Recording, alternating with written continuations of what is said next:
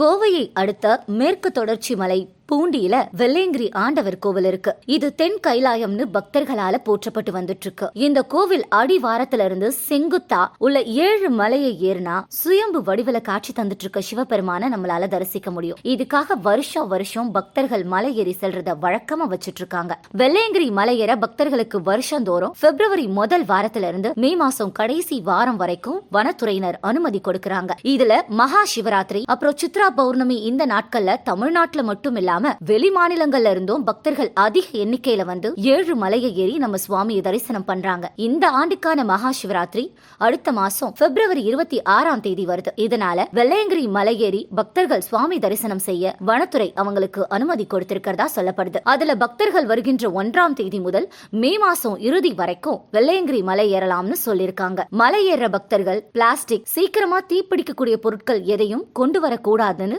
வேண்டி கேட்டிருக்காங்க. அது மட்டும் கிடையாது, மலையில இருக்கிற சுற்றுச்சூழலையும் பாதுகாக்கிற விதமா நம்ம ஒத்துழைப்பு கொடுக்கணும்னு வனத்துறையினர் கேட்டிருக்காங்க. கோவில் அப்புறம் மலையேற பக்தர்கள் கூட்டம் அதிகமா இருக்கிறதுனால கோவில் நிர்வாகமும் வனத்துறையும் போலீசாரையும் ஏற்பாடு பண்ணிருக்காங்க.